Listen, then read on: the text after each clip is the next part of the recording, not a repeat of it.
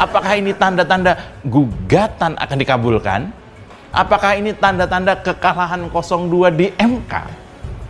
Kalau tanggal 22 April nanti ternyata MK mengabulkan gugatan tim 01 atau tim 03 atau malah keduanya, ini akan sangat ironis banget. Iya, ini ironis banget. Kenapa? Karena capres, cawapres yang berpasangan karena ada campur tangan MK waktu itu harus kandas juga di tangan MK. Jadi kawan-kawan semua, kami hari ini sangat bahagia, sangat senang karena paling tidak bukti bahwa pemilu ini curang itu makin terlihat, makin kentara, ya. Kecurangannya bermacam-macam, mulai dari pencalonan Gibran, mulai dari soal bansos, soal IT dan lain sebagainya. Dan sesungguhnya tidak ada bantahan yang signifikan. Bahkan tadi Prof. Yusril menanyakan sesuatu yang saya sampai surprise, kok Yusril bisa tanya begitu. Gimana kalau seandainya dilanjutkan masa jabatannya? Bagaimana dengan Anies dan bagaimana dengan Ganjar? Kok sederhana sekali pertanyaannya. Iya, kalau seandainya Anies dan Ganjar masih menjadi kepala daerah dan mau mencalonkan, ya tinggal mundur, ya kan? Sesederhana itu. Itu dari mulai 2005. Jadi pengaruhnya itu. Yang membuat khas hari ini adalah ada calon wakil presiden yang berasal dari anaknya presiden sehingga mempengaruhi betul kebijakan politik ekonominya di situ. Dan ini menurut saya kalau melihat percakapan yang ada dalam ruangan ini, persidangan tadi, itu sesuatu yang menurut saya sangat menarik sekali. Nah, argumen ini juga diperkuat dengan tadi Mas Heru sudah mengungkapkan, ahli pertama kami Mas Bambang Eka itu menjelaskan betul ada kelalaian yang disengaja. Begitu putusan MK 90 diterbitkan, tidak buru-buru diubah peraturan KPU. Tapi peraturan itu diubah setelah periode pendaftaran itu selesai, gitu ya. Dan itu semuanya artinya post factum. Pelanggaran sudah terjadi, baru ada dasar justifikasi. Dan itu sangat melanggar sekali. Yang ketiga yang menurut saya menarik, ada azas pemilu dan prinsip penyelenggaraan pemilu yang dilanggar dan itu terkonfirmasi semua. Kemudian kenapa banyak banget yang teriak-teriak sejak awal, tapi meskipun gak digubris, tapi tetap teriak, yaitu bahwa anak presiden yang masih aktif, anak seorang presiden yang masih aktif, bukan mantan presiden, bukan bekas presiden, bukan presiden yang pernah menjabat, tapi anak presiden yang masih aktif menjabat, jangan ikutan pilpres. Ini kita-kita yang teriak ini udah sampai males teriak dari awal, dari Yuno lah gitu. Kita udah teriak-teriak soal itu. Anak presiden yang masih aktif jangan ikutan pilpres. Kenapa protes itu diteriakkan hampir semua kelompok masyarakat pro demokrasi? Bukan cuman itu nggak ada etikanya ya, bukan cuman itu. Bukan cuma itu nggak ada etikanya sekali lagi, tapi itu memalukan. Bukan cuma itu menunjukkan ambruknya demokrasi, bukan, tapi yang lebih penting adalah itu tidak adil. Nah, sekarang terbukti nih. Sengkarut pemilu ini sumbernya cuma satu. Ketidakadilan itu tadi berawal dari putusan MK karena ada campur tangan sang paman yang membuat anak presiden yang masih di bawah umur seorang cawapres seharusnya dimuluskan jadi bisa ikut pilpres. Ya, yang harusnya memang cuma usia 40 tahun minimal, tiba-tiba ada kalimat pernah menjadi wali kota atau bupati. Ya.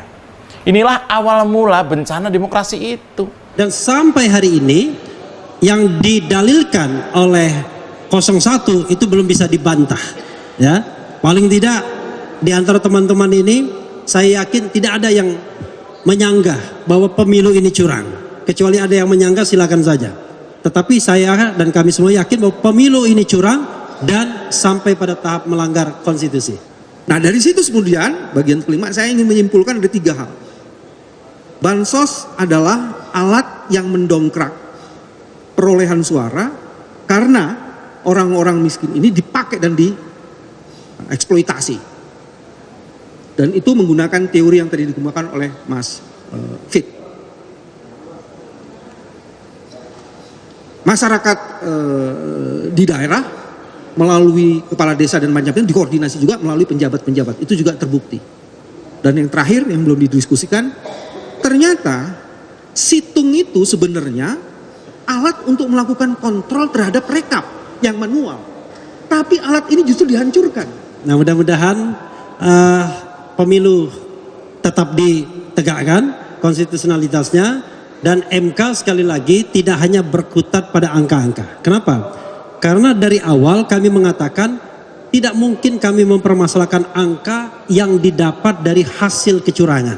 Ya, kalau kita mempermasalahkan angka yang didapat dari hasil kecurangan, itu sama saja kita mengakui kecurangan itu sendiri.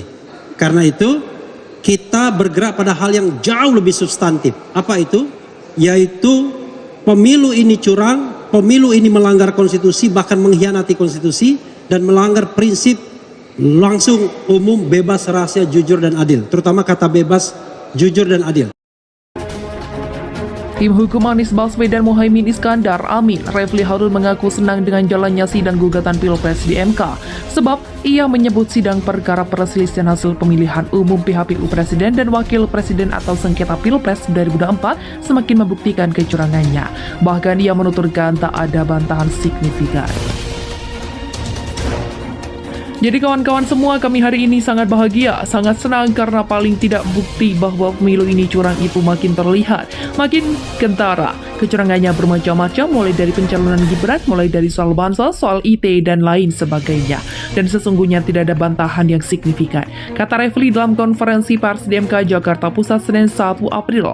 Refli menuturkan dalam sidang tersebut, bahkan Ketua Tim Pembela Prabowo Subianto Gibran Raka Buming Raka, Yusril Iza Mahendra melontarkan pertanyaan yang menurutnya sangat sederhana.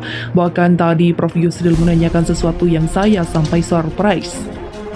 Kok Yusril bisa tanya begitu? Gimana kalau seandainya dilanjutkan masa jabatannya? Bagaimana dengan Anies dan bagaimana dengan Ganjar? Kok sederhana sekali pertanyaannya?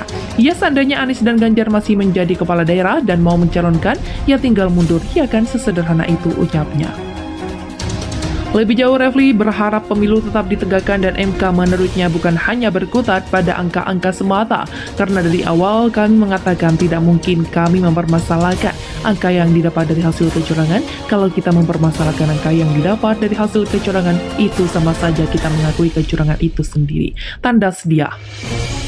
Anggota tim hukum Anies Baswedan Muhaimin Iskandar Refli Harun meminta Mahkamah Konstitusi tak hanya memutus perkara sengketa Pilpres 2024 mengenai hasil perolehan suara saja.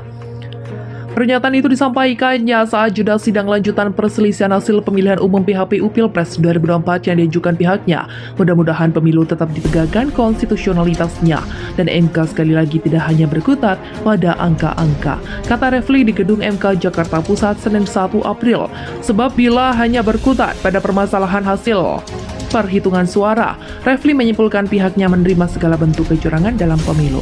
Dari awal kami mengatakan, tidak mungkin kami mempermasalahkan angka yang didapat dari hasil kecurangan. Kalau kita mempermasalahkan angka yang didapat dari hasil kecurangan, itu sama saja kita mengakui kecurangan itu sendiri. Tutur Refli. Lantaran itu pihaknya ingin mengkritik hak yang lebih substansial, yaitu kecurangan pemilu yang dinilai telah mengkhianati konstitusi. Karena itu, kami bergerak pada hal yang jauh lebih substantif. Apa itu? Yaitu pemilu ini curang. Pemilu ini melanggar konstitusi, bahkan mengkhianati konstitusi dan melanggar prinsip langsung, umum, bebas, rahasia, jujur, dan adil. Terutama kata bebas, jujur, dan adil. Ucap Refli.